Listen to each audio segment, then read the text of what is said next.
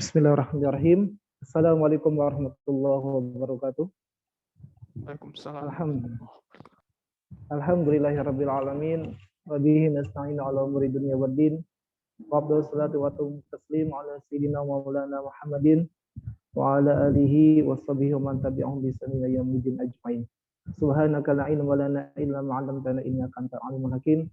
Fa'alimna ya rabbana ma yanfa'una wa anfa'na bima 'allamtana wa zidna ilman nafi'an ma'al ikhlas fid ya arhamar rahimin. Amma ba'd. Yang kita sama-sama muliakan, kita cintai guru kita semua, Murabbi arwahina wa jasadina Abu Yahya. Semoga Allah SWT memberikan pada beliau panjang umur dalam keadaan sehat walafiat, dimudahkan segala urusannya, terutama urusan dakwahnya. Semoga Allah memberikan keberkahan kepada beliau, keluarga-keluarga beliau, sahabat-sahabat beliau, dan kepada turunan-turunan beliau, dan tentunya pada kami semua selaku murid-murid beliau. Dan yang juga kami hormati Direktur Rumah Sakit Paru Sidawangi Provinsi Jawa Barat, dan yang kami hormati juga pejabat struktural Rumah Sakit Paru Sidawangi Provinsi Jawa Barat beserta keluarga besar Rumah Sakit Paru Sidawangi Provinsi Jawa Barat. Ya, semoga Allah Subhanahu wa taala memberikan kepada bapak-bapak dari ibu-ibu semua panjang umur dalam keadaan taat, sehat walafiat, diberikan keberkahan di dalam segala aktivitasnya, dimudahkan di dalam segala urusannya, dan diberikan pencapaian terhadap cita-citanya, baik yang duniawi ataupun ukhrawi, dan semoga dijadikan orang-orang yang ahli surga nanti, dikumpulkan dengan nama baginda Nabi Muhammad sallallahu alaihi wasallam. Amin ya Allah ya rabbal alamin. Bapak dan Ibu yang semoga Allah taala rahmati, dan semoga Allah Subhanahu wa taala berikan pertolongan kepada kita semua untuk senantiasa taat dan takwa kepada Allah Subhanahu wa taala. Baik. Alhamdulillah di siang hari ini, setelah kita melaksanakan sholat Jumat di hari yang berkah ini, Allah Subhanahu wa taala memberikan kepada kita semua takdir untuk bisa bertemu dan bersua dan bersilaturahmi dan berkenalan, ya. Dan semoga Allah Subhanahu wa taala menjadikannya dalam mukadimah perkumpulan kita semua yang nantinya adalah muaranya berkumpulnya kita nanti surganya Allah Subhanahu wa taala. Mari bersama kita tata niat untuk mengawali kegiatan kita.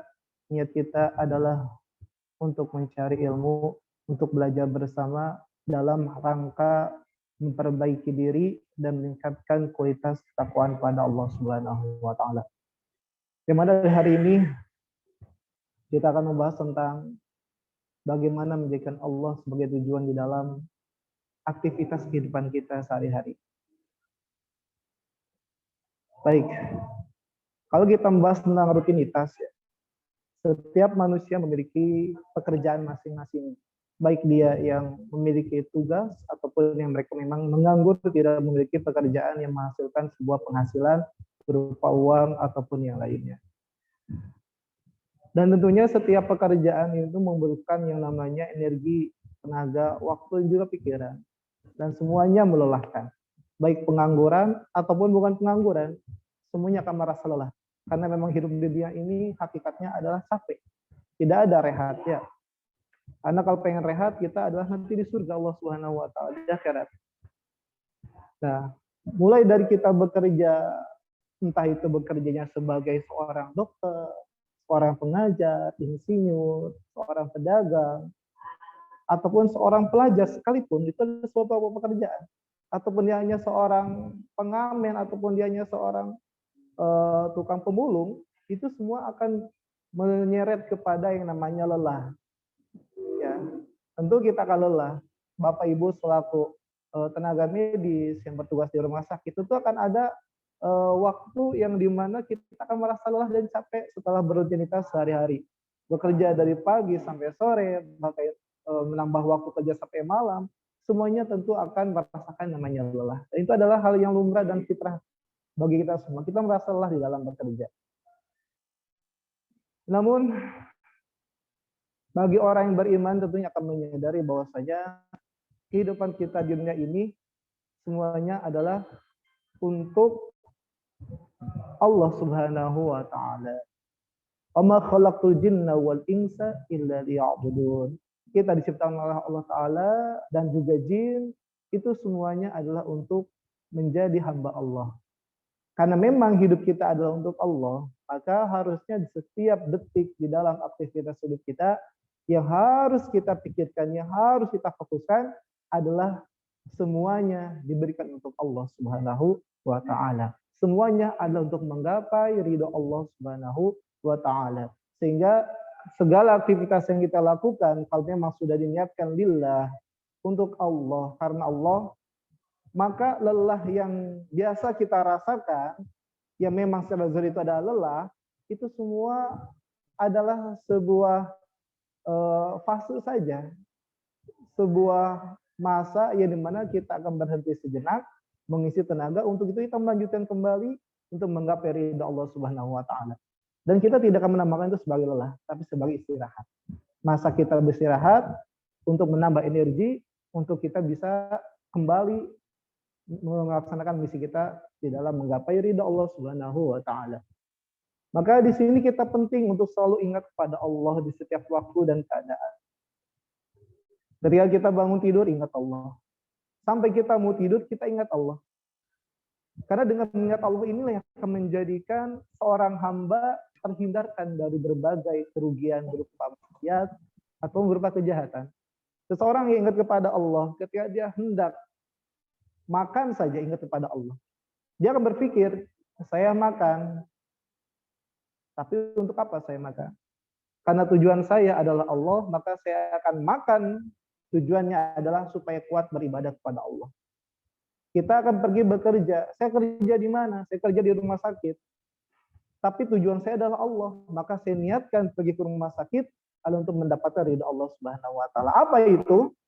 Adalah kami melayani orang-orang yang sakit dan memberikan perawatan, memberikan obat sampai mereka sembuh dan mereka bisa kembali beribadah kepada Allah dengan maksimal. Maka siapapun yang melakukan pekerjaan di rumah sakit tersebut dengan niat seperti itu, dari jam 7 sampai jam 8 malam pun Allah katakan sebagai ibadah. Kenapa? Karena memang tujuannya dia berangkat ke rumah sakit adalah untuk melayani umat Nabi Muhammad SAW, memberikan perawatan, memberikan obat sampai mereka yang sakit bisa kembali sehat dan bisa beribadah dengan maksimal kepada Allah Subhanahu wa taala. Apapun profesi kita, apapun pekerjaan kita, apapun tugas kita, kalau kita ingat kepada Allah di setiap waktu, dimanapun, kapanpun, maka hendaklah apa yang akan kita pikirkan, kita niatkan dulu. Karena ingat kepada Allah.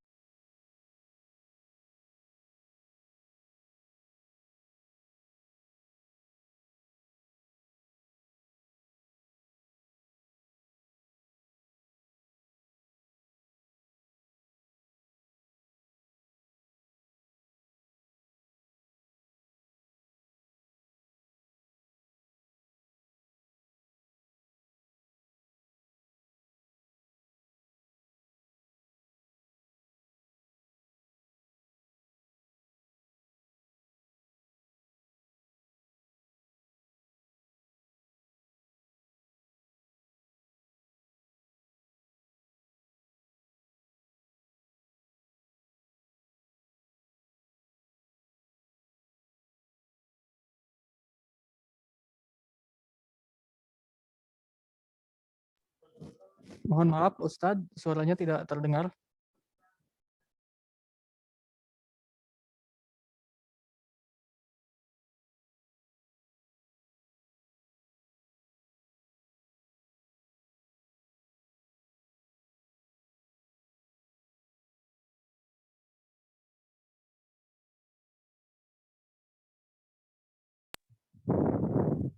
Baik.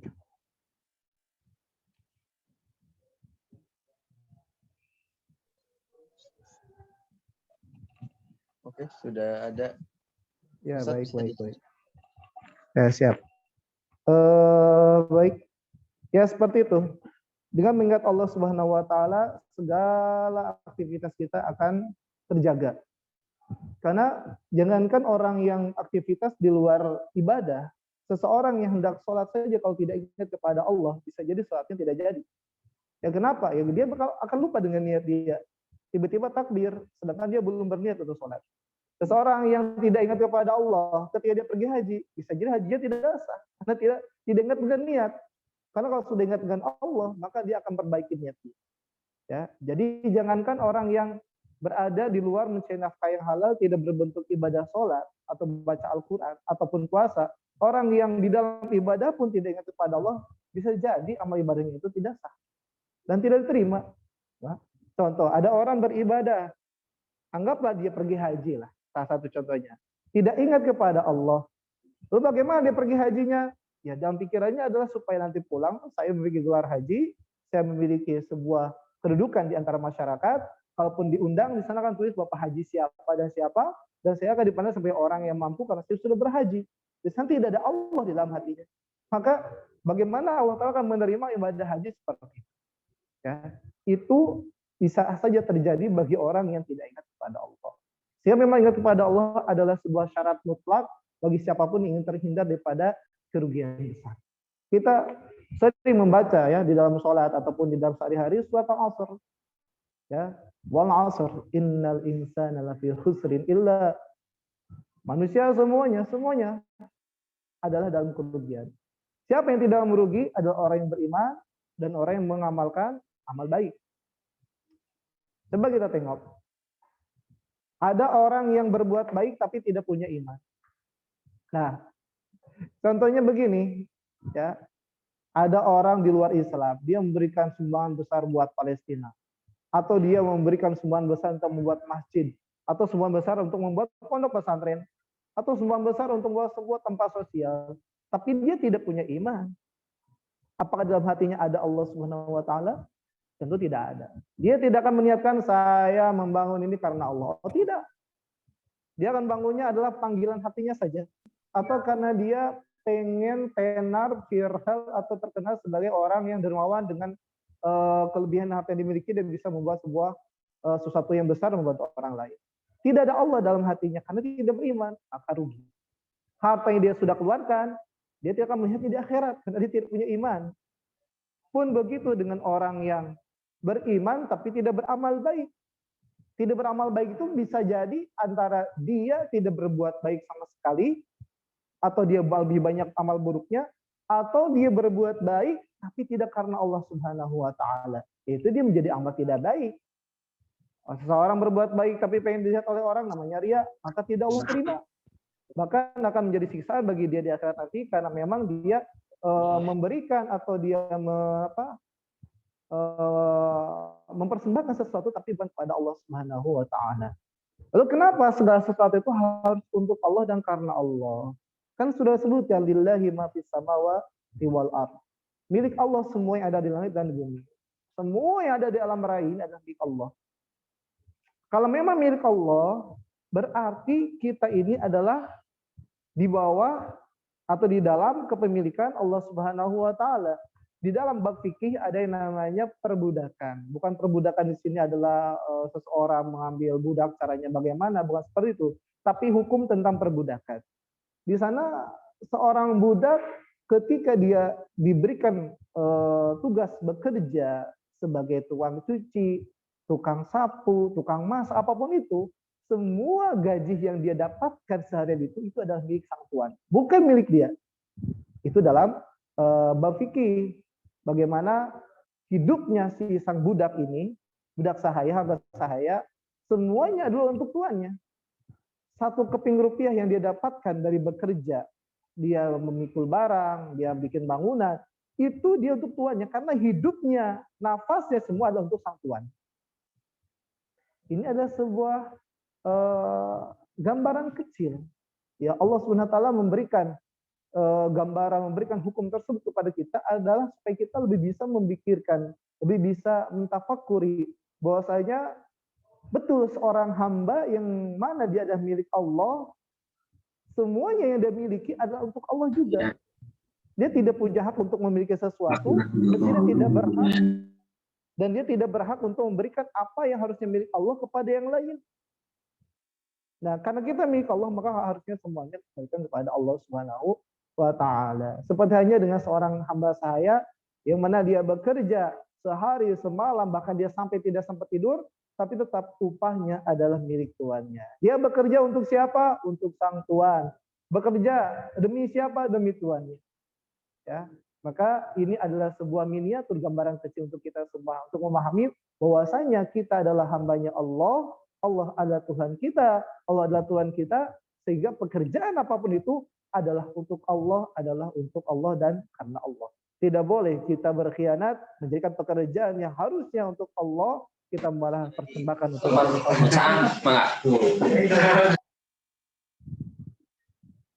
Nah, ini yang salah. Sehingga tidak heran ya, bahwasanya orang yang ria, orang yang beribadah melakukan sesuatu bukan untuk Allah, maka di akhirat nanti dia akan menagih kepada Allah apa yang dia lakukan di dunia, tapi Allah tidak akan memberikan pahala. Yang ada Allah akan mengazab dia. Kenapa? Karena alih-alih ibadah untuk Allah, malah dia persembahkan kepada selain Allah. Inilah yang namanya adalah syirik kecil. Maka harus bisa kita senantiasa beriman dan beramal baik.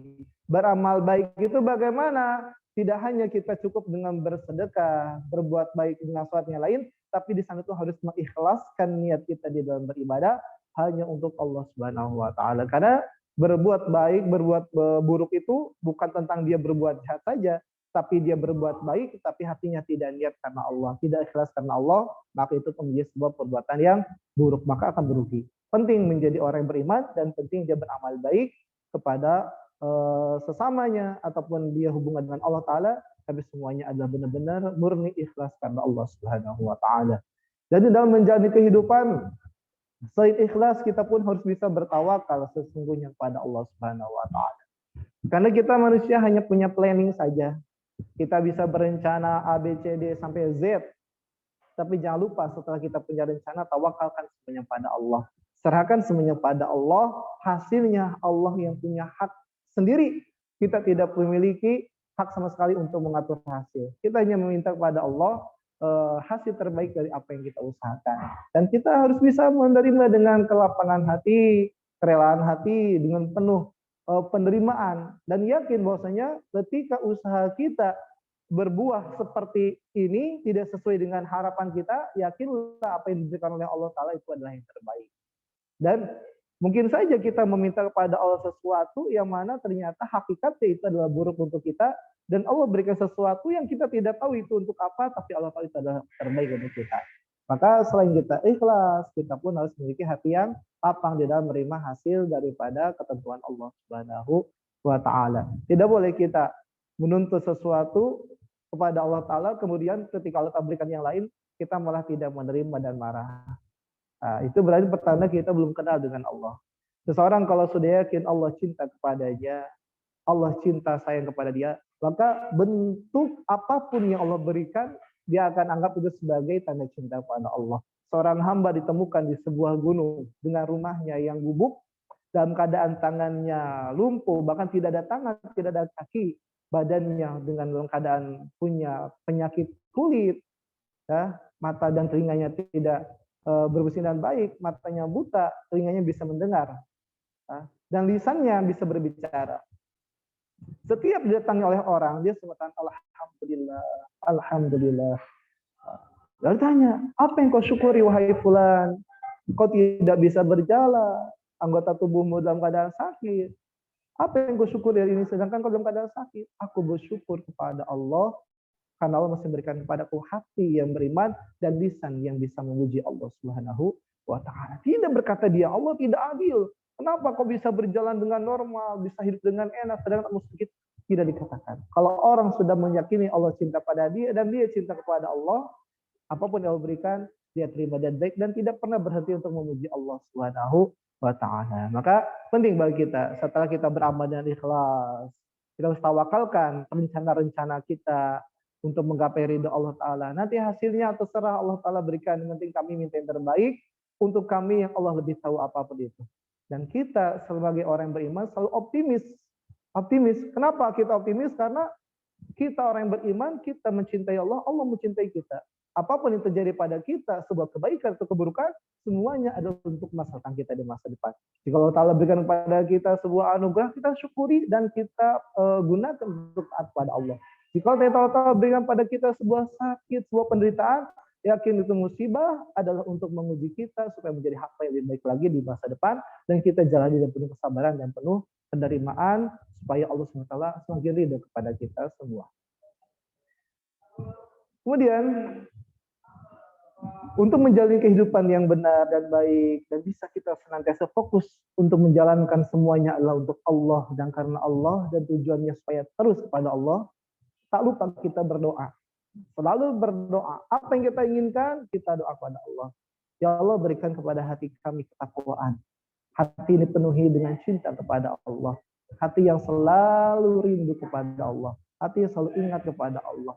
Dengan meminta ini adalah hakikatnya Allah Ta'ala akan memberikan kepada kita. Kenapa? Karena setiap doa akan dikabulkan. Dan doa itu juga adalah takdir dari Allah Subhanahu wa Ta'ala. Seorang yang tidak pernah berdoa memang dia tidak akan diberikan apa yang dia inginkan. Punya keinginan tapi tidak pernah minta pada Allah, ya tidak diberikan. Ada orang sakit, lalu dia mengeluh dengan sakitnya, tanya, Bapak pernah minta sembuh nggak kepada Allah? Kalau tanya, ya belum, saya cukup berobat saja ke rumah sakit, maka ini adalah kesalahan yang paling besar. Kenapa? Dia tidak meminta kesembuhan kepada Tuhan yang Maha Berkuasa, yang memberikan sakit adalah hakikatnya Allah untuk menguji dia, tapi dia tidak ingat kepada Allah, akhirnya mencari obat bukan kepada Allah Subhanahu wa Ta'ala. Maka betul sekali ketika ada orang yang sakit, diajak untuk beristighfar, dan kita yang datang mendoakan, dan kita minta doa kepada orang yang sakit, adalah untuk dia supaya ingat kepada Allah Subhanahu wa Ta'ala. Doakan kesembuhan dan doakan dia untuk kita agar kita diberikan kesehatan yang terus menerus agar kita semua selalu bisa bertaat kepada Allah Subhanahu wa Ta'ala dengan maksimal. Ya, sehingga penting bagi kita semua adalah berdoa. Panjatkan doa pada Allah, ya Allah saya pengen begini, ya Allah saya pengen, ya Allah saya pengen jadi wali Allah, saya pengen kekasih Allah, saya pengen jadi orang yang paling cinta kepadamu, ya Allah jadikan saya orang yang paling kau cintai, ya Allah jadikan saya orang yang paling baik di muka bumi ini pada zaman ini, ya Allah jadikan saya orang yang paling berbakti padamu. Minta saja kepada Allah. Kalau kita lupa meminta kepada Allah, tidak berdoa kepada Allah, bagaimana Allah akan memberikan apa yang kita inginkan? Ya, berdoa dan berdoa. Ya, seperti itu. Sehingga menjadi sebuah kesimpulan bahwa seseorang kalau ingin dia mendedikasikan segala aktivitas kehidupannya kepada Allah, untuk Allah, maka kuncinya jangan pernah meninggalkan Allah. Jangan pernah lupa Allah Subhanahu wa Ta'ala. Ingatlah bahwasanya Allah selalu mengawasi kita. Ingatlah bahwasanya Allah Ta'ala selalu berada memberikan apapun yang kita inginkan. Allah SWT selalu mengijabah apa yang kita mintakan. Maka apapun keadaan kita, apapun bagaimanapun kita, dimanapun kita, sedang apapun kita, selalu ingat kepada Allah. Agar supaya kita senantiasa hatinya tidak lalai. Dan supaya kita ketika melakukan sesuatu, itu adalah bernilai pahala dari Allah Subhanahu wa Ta'ala. Ada orang yang tidur tapi ternyata dicatatkan sebagai sebuah amal ibadah, karena memang ketika dia hendak tidur niatnya adalah, ya Allah saya niat tidur untuk supaya bisa qiyamul lail, bisa sholat tahajud, bisa sholat berjamaah tepat waktu dan lebih awal. Maka tidurnya dihitung sebagai zikir, tidurnya dihitung sebagai beribadah kepada Allah Subhanahu wa Ta'ala. Jikalau tidurnya saja sudah bernilai ibadah, bagaimana ketika dia sudah bangkit dari tidurnya, dia akan sholat, baca Al-Quran, dia akan menuntut ilmu, mengajarkan kebaikan, melakukan kebaikan, kemudian membantu orang lain. Semua hal karena sudah diawali dengan ingat kepada Allah, maka semuanya akan bernilai pahala di hadapan Allah Subhanahu wa Ta'ala. Dan orang yang selalu ingat kepada Allah akan sulit untuk berbuat riya.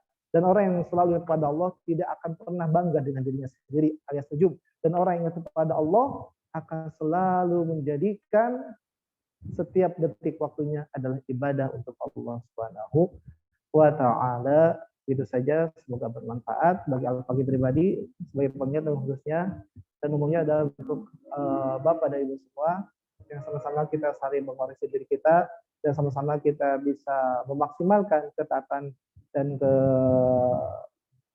ketakwaan kita kepada Allah Subhanahu wa Ta'ala. Wallahu ta'ala a'lam bishawab. Alhamdulillahirabbil alamin. Alhamdulillah, syukron kasiron kami haturkan atas ilmunya kepada Al-Mukarram Al-Ustadz Soleh Hadian. Semoga apa yang beliau sampaikan dapat menjadi ilmu yang bermanfaat. Amin ya rabbal alamin. Bapak Ibu yang dirahmati Allah Subhanahu wa Ta'ala, selanjutnya kita memasuki sesi tanya jawab. Kami berikan kesempatan untuk bertanya langsung kepada Al-Ustadz Soleh Hadian. Kepada yang ingin bertanya, silakan dibukakan mikrofonnya.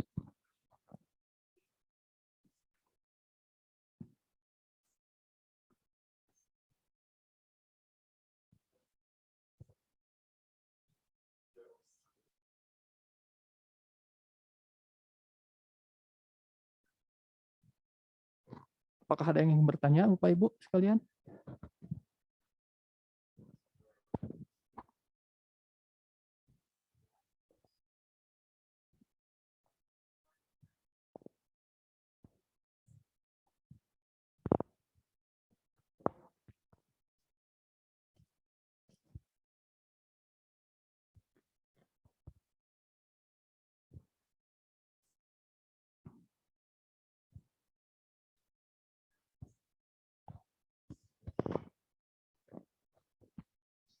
Baik, mohon izin Pak Ustadz, mungkin saya membuka pertanyaan pertama.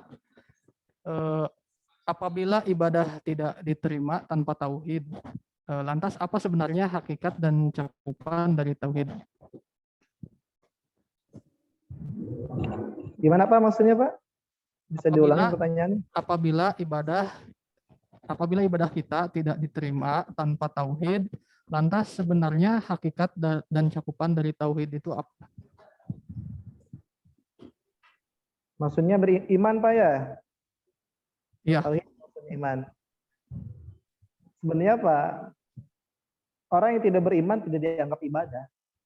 Ya. Seperti ada orang di luar Islam, dia melakukan kebaikan-kebaikan, itu tidak dianggap ibadah. Dan ibadah dia pun itu bukan ibadah menurut kita, tapi sebuah kemusyrikan. Kan dia menyembah kepada selain Allah Subhanahu wa taala. Ketika seseorang berbuat baik tapi dia tidak punya iman, tidak punya Islam, maka itu bukan ibadah, dia hanya sebuah kegiatan sosial saja. Mungkin pertanyaannya bagaimana, apakah Allah Ta'ala akan berikan pahala kepada orang non-Islam yang berbuat baik kepada sesamanya atau kepada orang muslim, ada orang di luar Islam baik pada muslim, apakah Allah akan membalasnya? Allah Maha Adil, Allah balas. Hanya saja balasannya di dunia, tidak Allah balas di akhirat. Di akhirat tidak ada balasan kebaikan bagi orang yang bukan muslim. Contoh, ada orang yang memang dia sukses di bidang olahraga, menjadi pemain sepak bola ya. Yang kita tahu siapa dia. Oh, dia begitu cinta dengan anak Palestina, dia memberikan penghargaan sepatu emasnya, dijual, diberikan kepada anak Palestina. Allah Ta'ala berikan dia kepada dia sebuah balasan. Apa? Kemasyhuran di dunia. Diberikan kepada dia kesuksesan dunia. Akhiratnya bagaimana? Ya tidak ada. Tidak ada, dia tidak diberikan pahala, dia hanya diberikan pahala di dunia saja. Ya, jadi iman inilah yang akan menjadi sebuah amal kebaikan itu dihitung atau tidak. Ada orang yang berbuat baik seumur hidupnya sampai akhir hayatnya, dikenal sebagai orang yang sangat dermawan, orang yang sangat santun, orang yang sangat baik. Tapi kalau dia tidak punya iman, maka tidak akan mendapatkan pahala di akhirat. Tapi kalau ada orang yang beriman kepada Allah Ta'ala, sedikit pun amal ibadah, dan dia adalah itu ikhlasan karena Allah, maka itu akan menjadi sebuah catatan amal ibadah nanti akan diberikan pahala oleh Allah Ta'ala di surga nanti. Maka sungguh ini adalah sebuah anugerah dari Allah yang sangat besar, nikmat iman dan nikmat Islam. Ini bukan sebuah omongan belaka. Kadang orang menganggap bahwasanya nikmat itu adalah nikmat harta, punya pekerjaan yang besar, yang enak, kemudian keluarga sehat, anak-anak yang baik, yang cerdas. Oh, itu ada nikmat anugerah dari Allah, tapi ada yang tidak bisa dikalahkan oleh itu semua. Apa? Nikmat iman dan Islam, yang kalau kita dipaksakan pun tidak bisa. Itu diberikan oleh Allah Ta'ala kepada hamba-hamba yang sudah Allah pilih. Kan manusia banyak, ada yang beriman, ada orang Indonesia, ada orang lain Indonesia, semuanya manusia, tapi yang tidak semuanya memiliki keimanan kepada Allah. Dan iman inilah yang menjadi syarat utama seseorang itu akan mendapatkan pahala dari Allah Subhanahu wa taala. Di dunia dia diberikan sebuah kedamaian, kelapangan hati, kenyamanan jiwa dan raga. Dan di akhirat dia diberikan kebahagiaan berupa surganya Allah Subhanahu wa taala. Jadi memang harus dia memiliki keimanan. Maka kita selalu berdoa kepada Allah Taala ketika melihat ada orang yang non-Islam, non-Muslim, begitu baik kepada orang Muslim, kita berdoa, ya Allah, semoga dia mendapatkan hidayah untuk menjadi orang mu'alaf atau menjadi orang muslim. Kalau berikanlah hidayah kepada dia, dia begitu cinta kepada orang muslim, semoga dengan cintanya dia kepada muslim ini, engkau jadikan dia sebagian daripada saudara kami yang muslim. Itu yang selalu kami panjatkan pada Allah. Adapun haknya apakah dia dapat hidayah atau tidak, itu adalah haknya Allah Subhanahu wa taala. Kita hanya berdoa. Ketika melihat ada orang baik, kita doakan. Bahkan ketika ada orang melihat orang yang jahat pada muslim, dan kita kayaknya nih orang dia jahat pada muslim, dan dia menjelek-jelekan Islam, kayaknya dia belum tahu hakikat Islam. Mungkin dia mendapatkan sebuah kabar berita yang salah tentang Islam. Sehingga kita berdoa, ya Allah, perlihatkanlah kebenaran pada dia dan berikanlah hidayah supaya dia bisa berada dalam barisan kami sebagai orang-orang yang beriman kepada-Mu. Itu yang selalu kami panjatkan, kami katakan. Seperti itu. Jadi memang harus punya iman dulu, Pak. Kalau tidak punya iman, bagaimana dia akan mendapatkan pahala dengan ibadah dia? Ya. Tidak ada ibadah bagi orang yang tidak beriman. Kalaupun dia beribadah dengan agamanya, sesungguhnya itu adalah sebuah kemusyrikan. Ya, yang mana kemusyrikan ini menurut dia akan menuju surga, tapi ternyata dia adalah orang yang sedang menuju neraka Allah Subhanahu wa taala dengan kesyirikan yang dia lakukan menyembah kepada selain Allah Subhanahu wa taala. Dan orang yang tidak beriman dia akan beramal itu adalah untuk dirinya sendiri. Itu adalah untuk kepentingan pribadi. Itu adalah untuk supaya orang memandang dia sebagai orang yang baik. Begitu Pak. Allah taala alam bisawab. Alhamdulillah, syukron kasiron Ustadz atas jawabannya. Selanjutnya saya bacakan ada pertanyaan. Mohon izin Ustadz. Kadang ada perasaan tidak sabar, ingin dan kemauan banyak sekali. Dan sudah terus berdoa hanya belum dikabulkan. Mohon arahan dari Pak Ustadz untuk selanjutnya harus bersikap seperti apa. Syukron. Baik, ada perasaan tidak sabar. Ada keinginan dan kemauan yang banyak sekali. Tentu itu kita semua ya memiliki hal tersebut ya. Dan doa yang belum dikabulkan. Nah, begini. Di dalam kita memohon kepada Allah Subhanahu wa taala itu sebenarnya ada beberapa syarat. Ya. Di antaranya adalah kita harus menjaga makanan dan minuman, pakaian, tempat tinggal kita dari perkara-perkara yang haram. Diceritakan bahwasanya digambarkan oleh baginda Nabi Muhammad SAW, ada seorang laki-laki yang menempuh perjalanan yang panjang dan dia adalah niatnya ibadah untuk mencapai suatu tempat beribadah. Dan salah satu doa yang mustajab adalah dari orang-orang yang sedang melakukan safar panjang, ya. Dan tujuannya adalah untuk ibadah. Tapi dia dalam keadaan badannya berdebu karena berjalan di padang pasir seperti itu. Dia mengangkat tangan pada Allah, ya Rabbi, ya Rabbi. Dia meminta, memohon kepada Allah. Padahal kalau dia dalam keadaannya, dia salah satu orang yang doanya itu mustajab. Orang yang sedang melakukan sebuah perjalanan, yang mana perjalanan adalah taat kepada Allah. Tapi bagaimana kata Nabi itu? Dia akan dikabulkan, makanannya haram, sedangkan makanannya haram, minumannya haram, tempat pakaiannya haram, dia menggunakannya haram, bahkan dia tumbuh dengan barang haram. Maka bagaimana akan dikabulkan oleh Allah Ta'ala doa orang yang mana dia masih menggunakan yang haram di dalam dirinya. Seperti itu. Lalu bagaimana sekarang kalau ada orang yang memang sudah terlanjur dengan keharaman, suka menggunakan barang-barang riba, kemudian makan riba, dan semua yang berbau riba dia gunakan untuk kehidupannya dia. Maka solusinya adalah bertobat, menyesal kepada Allah Subhanahu wa taala, menyesal atas semua perbuatannya dan taubat kepada Allah Taala dan menyatakan benar-benar ingin meninggalkan semua yang berbau riba. Kalau memang sulit meninggalkan sekaligus, maka dia dengan rencana bertahap sampai 100% dia meninggalkan riba tersebut. Nah, itu adalah niat kalau dia benar-benar pengen bertaubat. Ada sebuah rencana, ada sebuah proses untuk meninggalkan hal-hal yang berbau riba. Kan zaman sekarang apa sih yang menjadikan harta itu haram? Apakah orang itu merampok? Oh tidak. Keharaman harta tidak harus dengan merampok. Keharaman harta tidak harus dengan korupsi. Ya, keharaman harta itu bisa terjadi karena sebuah praktik riba, ya. Jadi yang memang secara zahir bukan merampok, tapi karena praktiknya praktik riba, maka hartanya menjadi haram. Kemudian di dalam berdoa ada adab yang paling baik adalah dia dalam keadaan suci, setelah dia seperti setelah sholat menghadap kiblat, lalu dia berdoa dan awalilah dengan alhamdulillah, kemudian berselawat kepada baginda Rasulullah, lalu setelah doa tutup lagi dengan salawat tersebut. Ya. Dan yang paling penting di antara itu adalah benar-benar kita husnuzon kepada Allah, doa kita pasti ijabah dan tidak tergesa-gesa, tidak tergesa-gesa, sabar. Dan yang menjadi doa ini, kabulannya ada yang dikabulkan dengan apa yang diminta, ada yang dikabulkan dengan bentuk dijauhkan dari bala.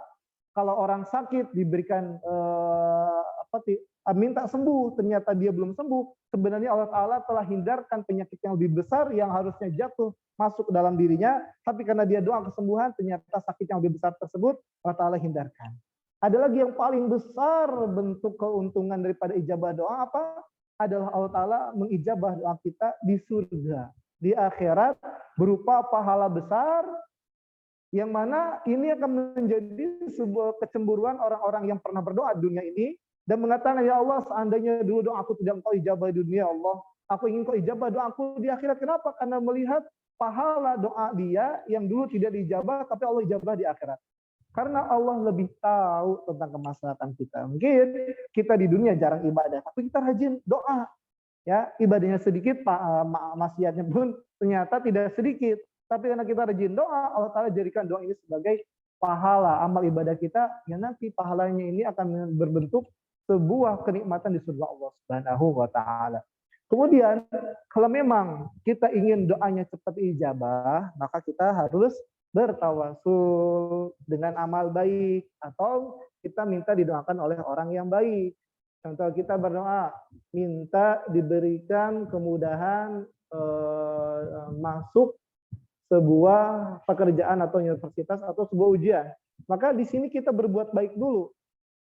Entah kita dengan bersedekah, entah kita dengan membantu orang tua dengan ikhlas, lalu kita niatkan, ya Allah, sedekah yang tadi saya berikan kepada fakir miskin, yang kau tahu itu hanya karena engkau, maka ya Allah, luluskanlah saya dalam ujian nanti. Atau dengan amal-amal lain seperti kita membaca surat Yasin dulu, kita sholat sunnah dulu. Nah, setelah berbuat amal baik ini, kita tawasul kepada Allah dengan amal kita sendiri.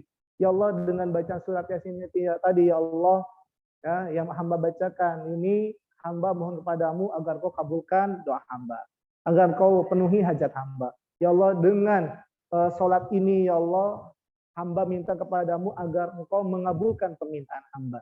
Tapi nanti ketika diijabahnya, apapun bentuknya, entah bentuknya adalah sesuatu yang kita minta terkabul, atau terkabulnya itu melalui beberapa waktu, tidak sekarang contohnya, karena Allah tahu mana yang terbaik. Kalau dikabulkan sekarang, bisa jadi kita malah jauh dari Allah Subhanahu wa Ta'ala, ya.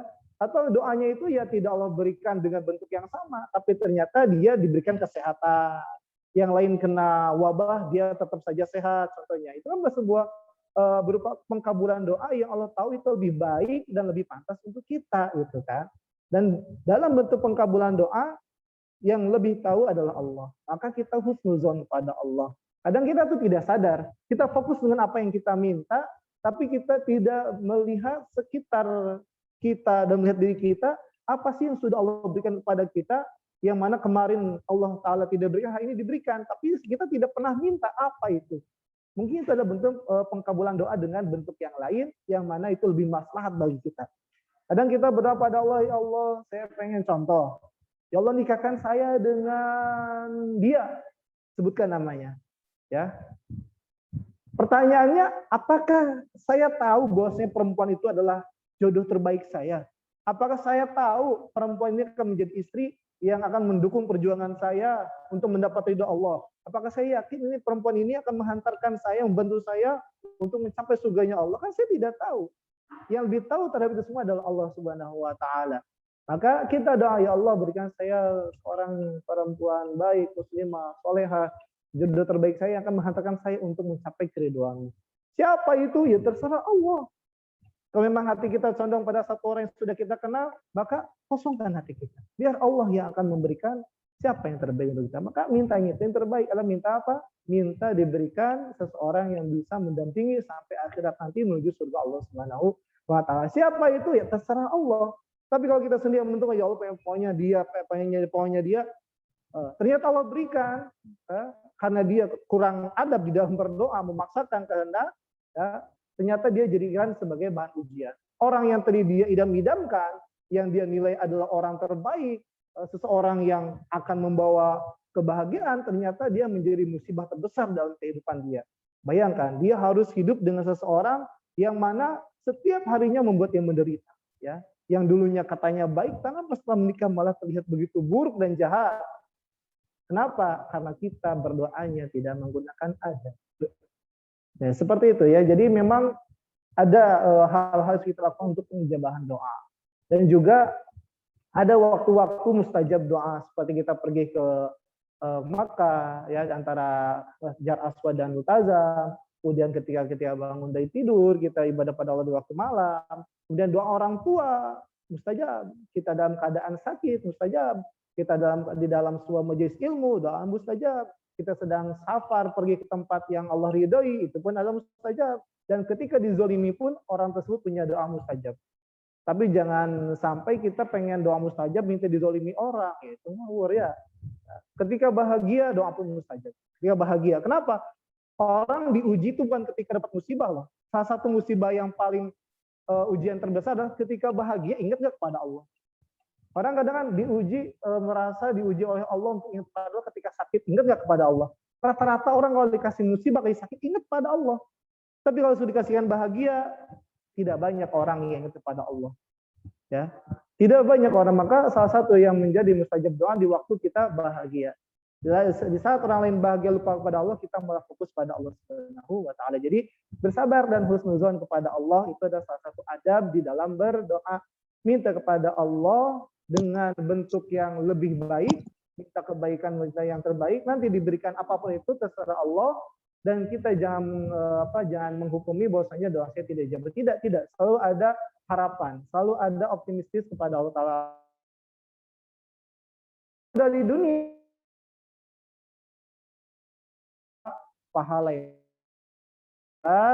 di dalam sesuatu hal, dan kalau memang masih merasa belum bisa dalam keadaan tidak sabar, maka gantilah bentuk doanya atau bertawasullah dengan amal baik atau minta doakan oleh orang lain, terutama doa orang tua kita ya. Seperti jadi memang dalam masa ini kita harus ada adab pada Allah Taala, husnuzon pada Allah. Ya Allah, saya pengen punya anak, belum dikasih contohnya 5 tahun, 10 tahun, belum dikasih anak oleh Allah Taala. Mungkin Allah Taala ada lebih paham. Kalau dikasih anak, mungkin kita akan menjadi orang tua yang tidak bertanggung jawab.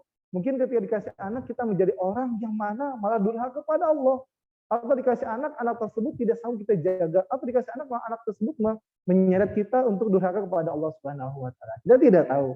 Ternyata Allah lebih menyayangi kepada kita, tidak diberikan keturunan supaya lebih fokus kita ibadah pada Allah dan kita lebih dekat kepada Allah walaupun tidak punya anak, tapi senantiasa Allah Taala jadikan kita dekat dengan Allah Subhanahu wa taala. Jadi husnuzon pada Allah. Ya, kalau perhatikan yang tadi ya, langkah-langkah yang sudah lakukan ketika kita akan berdoa, sebelum berdoa, lihat diri kita. Khawatir ada yang mencegah, khawatir ada yang menjadi penolak doa kita dijabah karena memang perbuatan kita sendiri. Ya, seperti itu. Wallahu taala alam bisawab. Baik.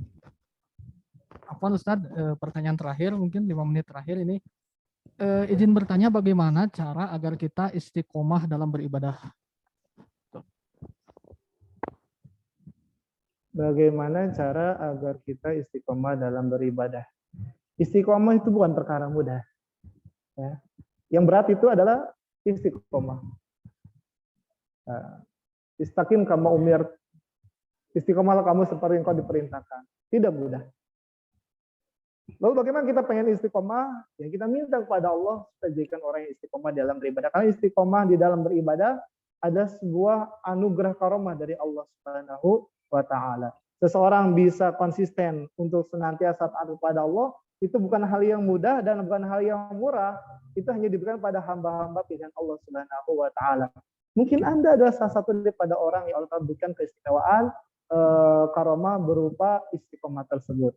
Lalu bagaimana istiqomah nih kalau kita pengen mencoba setelah kita minta pada Allah ya berikan pada hamba istiqomah dalam beribadah? Bagaimana langkah-langkahnya? Langkah-langkahnya bisa kita lakukan dengan cara melakukan sebuah ibadah itu tidak langsung yang besar.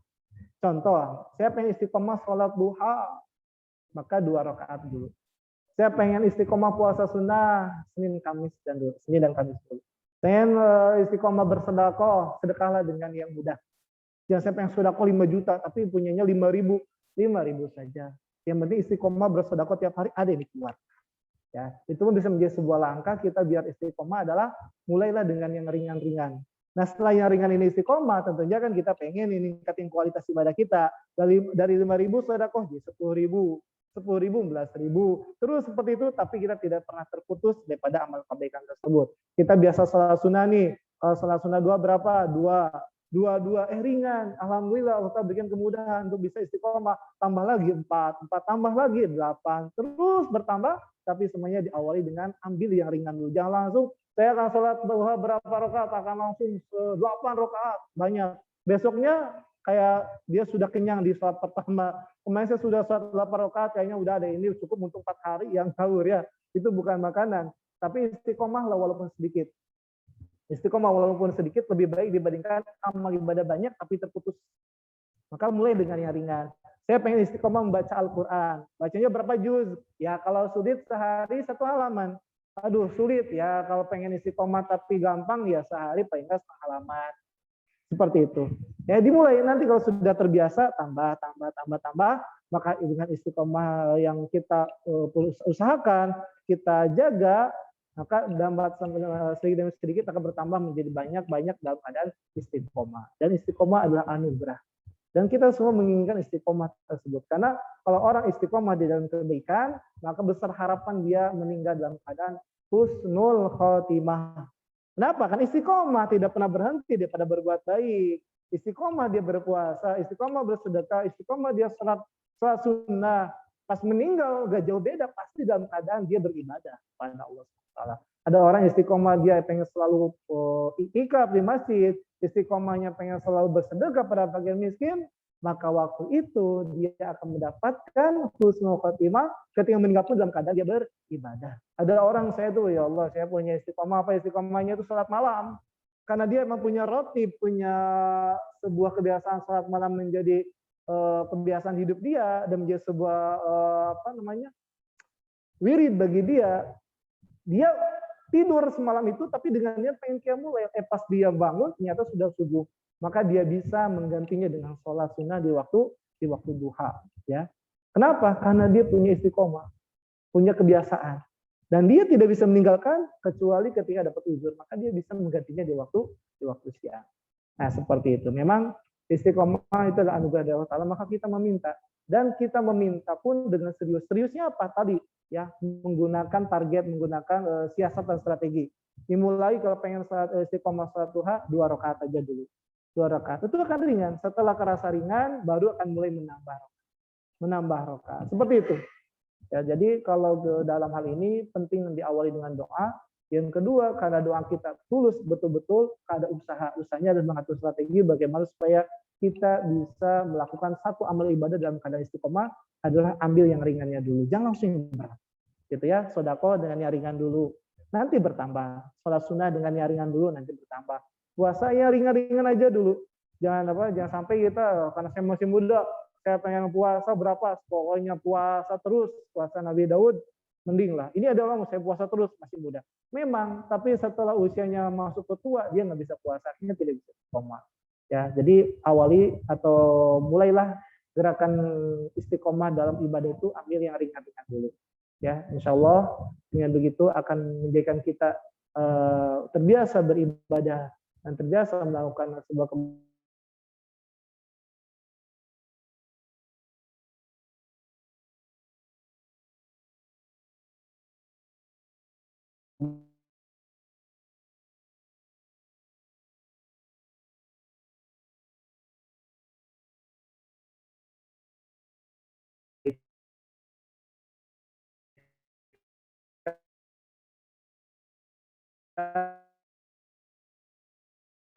setelah itu kita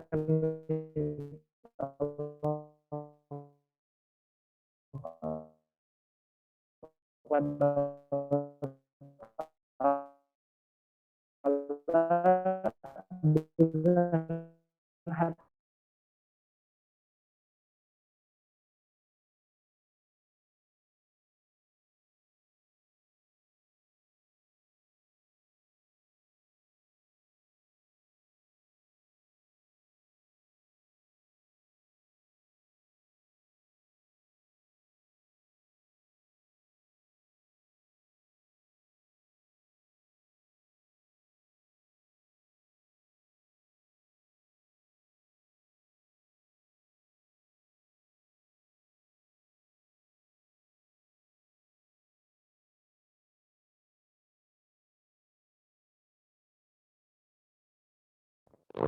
Mohon maaf Ustadz terputus.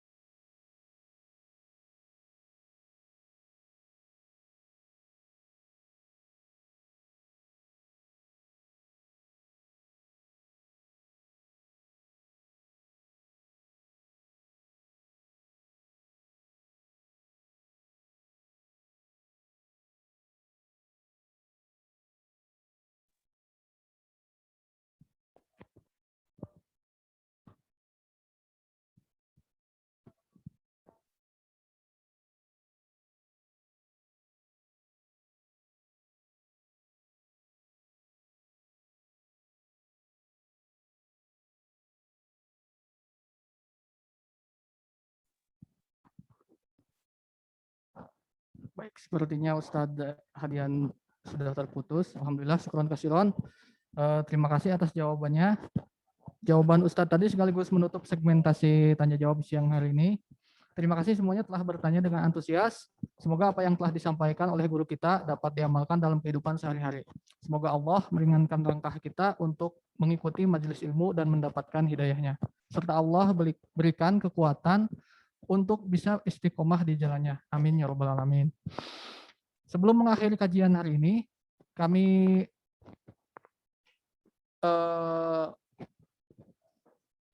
mari kita tutup kajian hari ini dengan membaca hamdalah. Alhamdulillahirabbil alamin, membaca istighfar 3 kali, astagfirullahalazim, astagfirullahalazim, astagfirullahalazim, dan diakhiri dengan doa kafaratul majlis. Subhanakallahumma wa bihamdika asyhadu an la ilaha illa anta astaghfiruka wa atubu ilaik. Akhirul kalam, saya Dendi Pajar Ramdhani. Wassalamualaikum warahmatullahi wabarakatuh.